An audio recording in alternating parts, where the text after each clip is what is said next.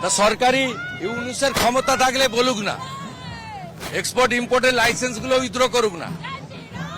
আমাদের সঙ্গে সরাসরি আছে বিরোধী দলনেতা শুভেন্দু অধিকারী। আমরা দাদার কাছে যাবো। দাদা, মূলত আপনি যে দাবি করেছেন যে দ্রুত ভিসা বন্ধ করতে হবে এবং ইতিমধ্যেই আপনি একেবারে হুঙ্কার ছুড়ে দিয়েছেন যে পণ্য বন্ধ করার দাবি, সেটা নিয়ে আপনি কি বলবেন?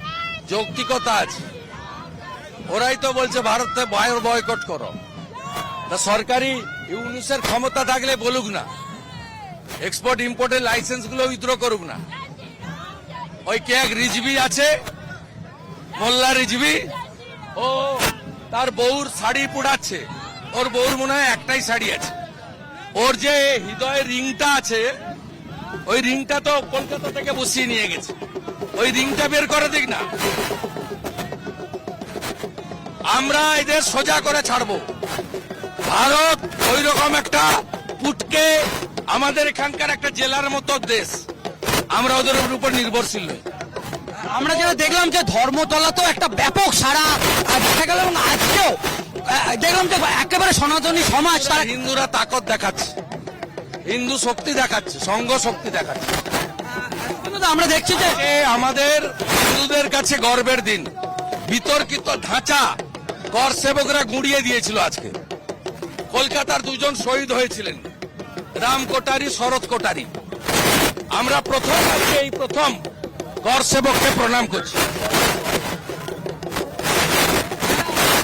দেখলাম যে আগের দিন ধর্মতলা এবং আজকে একেবারে আপনি যে ডাক দিয়েছেন সনাতনী সমাজের কাছে, ডাক দিন, আমরা ডাক দিয়েছি।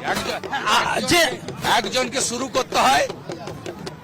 পুজো হলে যেমন পুরোহিত থাকে, সন্ত সমাজ পুরোহিত, আর একজনকে ব্রতী থাকতে হয়। আমি ব্রতী। দাদা, আপনি লাগাতার কর্মসূচির ডাক দিয়েছে, যদি একটু কর্মসূচিগুলো বলেন। আমাদের প্রত্যেক দিন মিছিল চলবে। 10 তারিখে বসিরহাটের ঘোজাডাঙ্গা অবরোধ হচ্ছে।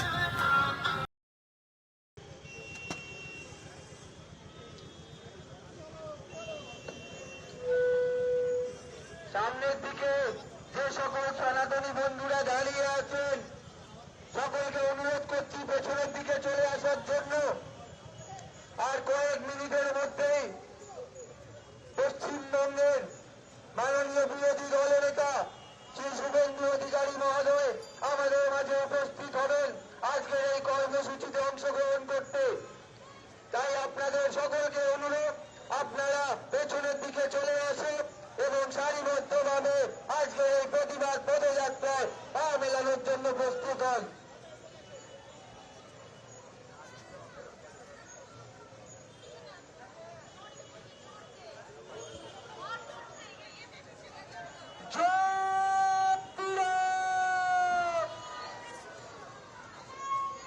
গলার জোট, বাংলাদেশ অব্দি যেতে হবে। সবাই একসঙ্গে হাত তুলে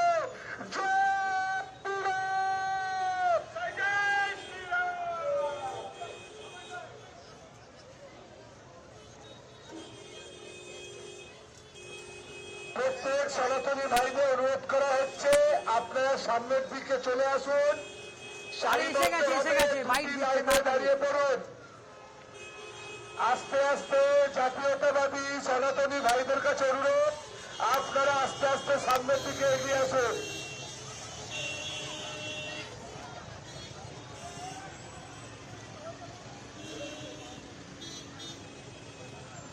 প্রত্যেকে সামনের দিকে আস্তে আস্তে এগিয়ে আসুন।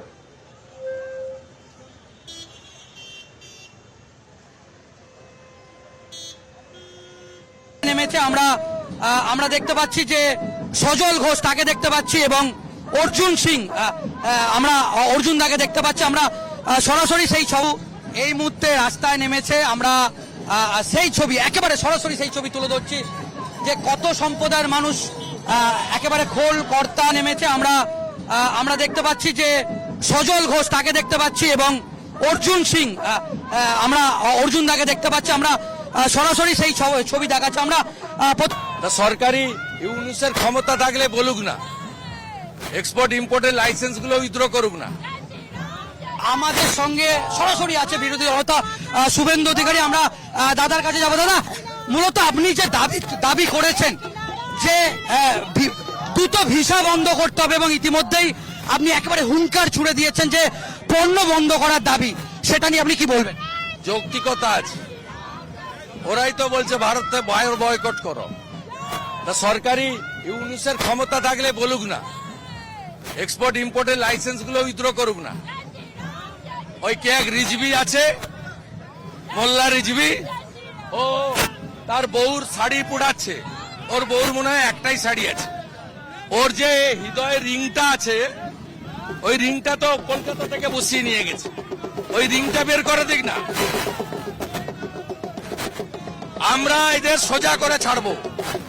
ভারত ওই রকম একটা পুটকে আমাদের এখানকার একটা জেলার মতো দেশ, আমরা ওদের উপর নির্ভরশীল নই। আমরা যেটা দেখলাম যে ধর্মতলাতেও একটা ব্যাপক সাড়া দেখা গেল, এবং আজকেও দেখলাম যে একেবারে সনাতনী সমাজ তারা হিন্দুরা তাকত দেখাচ্ছে, হিন্দু শক্তি দেখাচ্ছে, সংঘ শক্তি দেখাচ্ছে। কিন্তু আমরা দেখছি যে এ আমাদের হিন্দুদের কাছে গর্বের দিন। বিতর্কিত ধাঁচা কর সেবকরা গুঁড়িয়ে দিয়েছিল আজকে। কলকাতার দুজন শহীদ হয়েছিলেন, রাম কোটারি, শরৎ কোটারি। আমরা প্রথম আজকে এই প্রথম কর সেবককে প্রণাম করছি। দেখলাম যে আগের দিন ধর্মতলা এবং আজকে একেবারে আপনি যে ডাক দিয়েছেন সনাতনী সমাজের কাছে, ডাক দিন, আমরা ডাক দিয়েছি। যে একজনকে শুরু করতে হয়।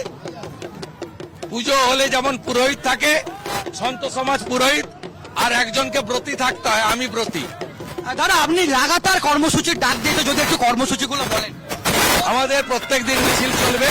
10 তারিখে বসিরহাটের ঘোজাডাঙ্গা অবরোধ হচ্ছে।